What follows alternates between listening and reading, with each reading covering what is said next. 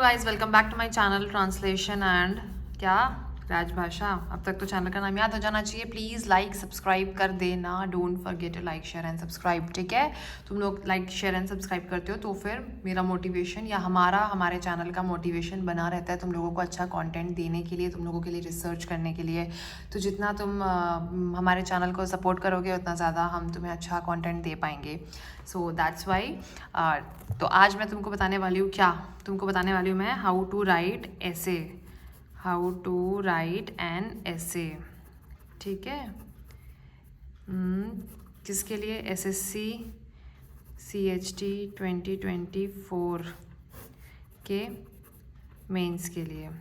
ठीक है, तो बिना टाइम बर्बाद किए फटाफट एक छोटा सा क्रिस्प सा वीडियो है ये मैं लेके आई हूँ जो तुम्हारे लिए थोड़ा सा रिसर्च करके कि किस तरीके से अच्छा ऐसा लिख सके ताकि तुम्हें बहुत अच्छे मार्क्स मिले। क्या होता है, एक छोटी सी बात बता देती हूँ कि जिनके प्री में अच्छे नंबर आए रहते हैं, ठीक ठाक एक बेसिक से नंबर आए रहते हैं, वो अगर मेंस में अच्छा नहीं करते हैं तो उनका सिलेक्शन रेट बहुत गिर जाता है।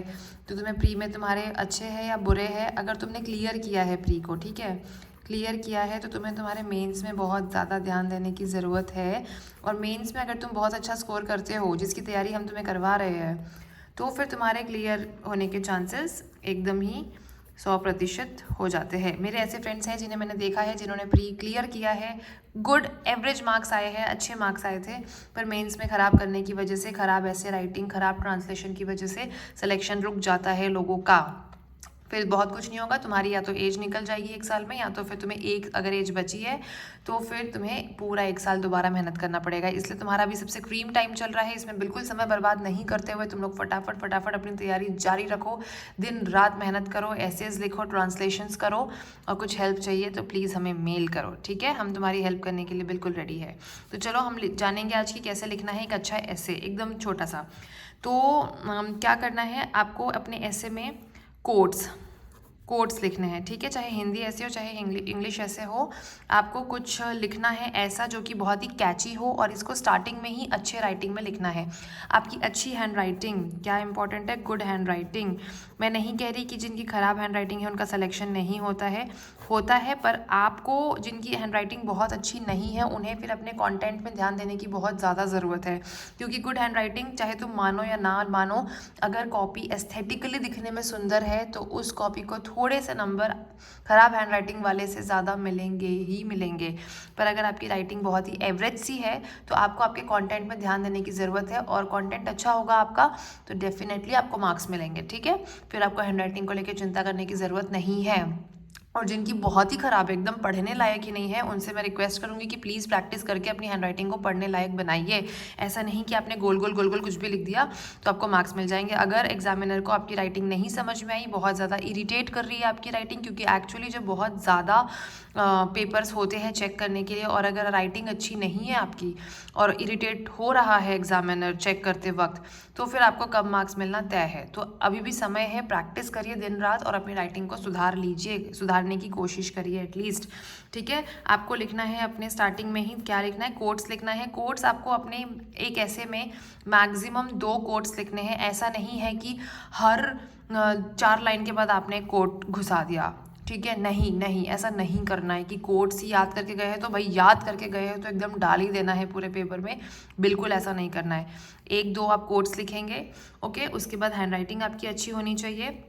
दूसरी चीज़ की, जब आप ऐसा लिखेंगे तो बहुत बच्चे ऐसी चालाकी करते हैं कि वो एक वर्ड यहाँ लिखे, दूसरा वर्ड यहाँ लिखे, तीसरा वर्ड यहाँ लिखे और चौथा यहाँ लिख के एक लाइन ख़त्म हो गई।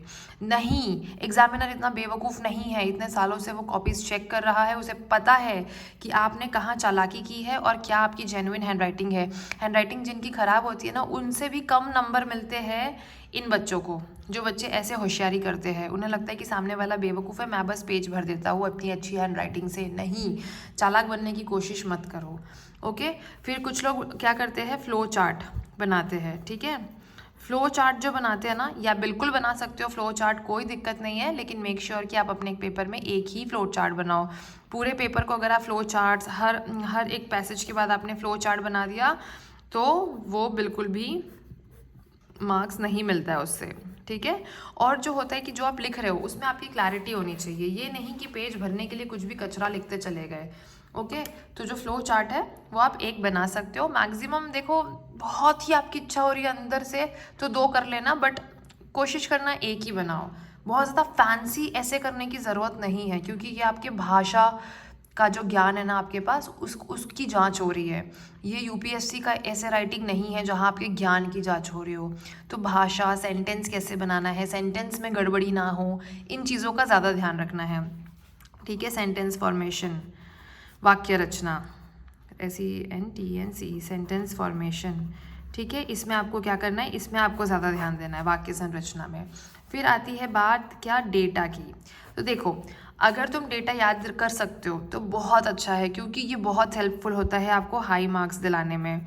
आपने मान लो कोई इंडेक्स को मेंशन कर दिया कि कोई पर्टिकुलर सूचकांक है, उसके अनुसार फलाने चीज़ का इतना प्रतिशत है आज, या भारत मान लो भूखमरी में इतने नंबर पे आता है, उसका स्थान विश्व में इतना है, या वर्ल्ड बैंक, विश्व बैंक ने भारत की अर्थव्यवस्था को फलाना चीज़ बोली है। कुछ अगर इस टाइप का आपके पास डेटा है तो वो बहुत आपको मार्क्स देने में, दिलवाने में मदद करता है। अब तुम बोलोगे कि मैंने ऊपर बोला कि यूपीएससी का पेपर नहीं है तो ज्ञान नहीं, लेकिन एक क्वालिटी समझ रहे हो तुम।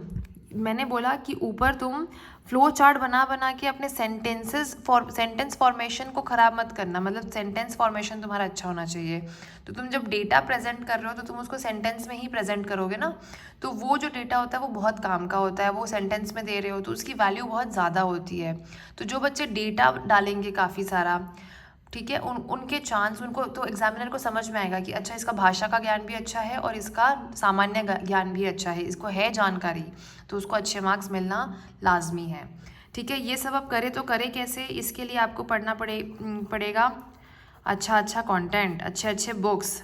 ठीक है, तो या तो आप ऐसे की अच्छी बुक्स ले लो, अरिहंत की बुक्स आती है, और मैं ना एक दूसरा वीडियो बनाऊंगी जिसमें मैं ऐसे के लिए कौन कौन सी बुक्स ली जा सकती है, पढ़ी जा सकती है, जिसमें से डेटा आपको कंसाइज करके मिल सकता है, आपको इंडिविजुअली रिसर्च करने की ज़रूरत नहीं पड़ेगी। उसका भी मैं एक वीडियो लेकर आऊँगी तुम्हारे पास। ठीक है, तो बस यार तुम लोग हमारे चैनल को लाइक सब्सक्राइब कर दिया करना प्लीज़ यार। ठीक है, उससे क्या है कि तुम्हारे लिए फ़ायदा है, हम लोग बहुत सारा अच्छा कंटेंट लेके आएंगे तुम्हारे लिए। ठीक है, अच्छा कंटेंट पढ़िए, अच्छे बुक्स पढ़िए। बुक्स का लिस्ट मैं आपको देती हूँ नेक्स्ट वाले वीडियो में। ठीक है, उसके बाद जो आपकी लैंग्वेज होनी चाहिए ना, लेटर की, सॉरी ऐसे की, वो आपकी लैंग्वेज ऐसे चालू भाषा नहीं होनी चाहिए, वो होनी चाहिए आपकी थोड़ी सी ऑफिशियल, क्योंकि बहुत मैटर करता है। जब हम लोग भी हिंदी दिवस होता है, ऐसे कंपटीशन रखते हैं और हमारे पास ऐसे के लिए कॉपीज़ चेक होने के लिए आते हैं, तो जाहिर सी बात है जिसका भाषा का ज्ञान, जिसके शब्दों का चयन अच्छा होता है, अच्छे शब्दों का चयन करता है जो व्यक्ति, ठीक है, उसको हम ज़्यादा मार्क्स देते हैं, क्योंकि वो समझ में आता है हमें कि किसका भाषा में किसकी कितनी पकड़ है। तो आपकी जो लैंग्वेज होनी चाहिए वो ऑफिशियल लैंग्वेज होनी चाहिए। अब रही बात पॉइंट्स की, तो मेरे कुछ फ्रेंड्स हैं जिन्होंने पॉइंट्स में ऐसे लिखा था और उनको बहुत, देखो ऐसा नहीं करना है कि पूरा ही ऐसे पॉइंट्स में कर दिया आपने, बिल्कुल नहीं। पॉइंट्स मतलब कि बीच में 2-3 चीज़ अपनी बात रखने के लिए आपने 2-3 पॉइंट थोड़े हाईलाइट कर दिए, गोला बना के, या 1 2 3 करके कोई 3 चीज़ें आपको एक्सप्लेन करनी है। आपको पता होगा कि हर ऐसे का 3 पार्ट होता है। एक होता है इंट्रोडक्शन, क्या होता है, इंट्रोडक्शन पार्ट, ठीक है, फिर एक होता है बॉडी और एक होता है कंक्लूजन। ओके, तो ये 3 पार्ट है। आपको इन 3 पार्ट में, मान लो जो बॉडी वाला पार्ट होता है वो सबसे बड़ा होता है, पता है, तो उसमें आपको अंदर नीचे 3 चीज़ें और एक्सप्लेन करनी है अलग से, तो उसके लिए आप पॉइंटर्स डाल सकते हो। ठीक है, या तो फिर 1 2 3 करके कर सकते हो, पर ऐसा ना लगे कि आपका पूरा ऐसे ही पॉइंट में है कि आपने इंट्रोडक्शन भी पॉइंट में बना दिया, बॉडी भी पॉइंट में बना दिया, कंक्लूजन भी पॉइंट में बना दिया। नहीं, छोटे मोटे पॉइंट्स ले सकते हो, और ये तरीका है ऐसे लिखने का। ऐसे लिखोगे तो बहुत ही तुमको अच्छे नंबर मिलेंगे ऐसे में। ठीक है, और देखो ये सब तो तब होता है जब आप अच्छे से अपना तैयारी करते हो, अपनी पढ़ाई करते हो। देखो ऐसे राइटिंग के लिए तुम्हें पढ़ाई करनी पड़ेगी, तुम्हें पढ़ना पड़ेगा, डेटास पढ़ने पड़ेंगे, याद करने पड़ेंगे। तुम्हारे पास आ गया कुछ लिखने के लिए कि भारत की अर्थव्यवस्था पे लिखो, या फिर महिलाओं की आज के ज़माने में स्थिति में लिख दो। ठीक है, आज के ज़माने में महिलाओं की क्या स्थिति है, या कार्यस्थल पर महिलाओं की स्थिति पे लिख सकते हो। तो तुम्हें पता होना चाहिए। तुम्हें पता ही नहीं होगा, नॉलेज ही नहीं होगा, मतलब तुम्हें ज्ञान की अगर कमी होगी तो तुम ऐसे में ये कर लो, ये कर लो, ये कर लो, ये कर लो, कुछ भी कर लो, कोई नंबर नहीं मिलेगा। तो पढ़ाई करो, पढ़ो, अच्छे बुक्स पढ़ो, अच्छे कंटेंट्स पढ़ो और अपने ज्ञान में क्या करो, अपने ज्ञान को बढ़ाओ, तब जाके तुम्हारे मार्क्स बढ़ेंगे। ठीक है, तो इस तरीके से हमें लिखना है ऐसे। ठीक है, तो बस यही तक था मेरा ऐसे लिखने वाला टॉपिक तुम्हारे लिए। तो फिर से मैं कह रही हूँ कि प्लीज़ सब्सक्राइब कर देना तुम लोग। ओके, चलो बाय।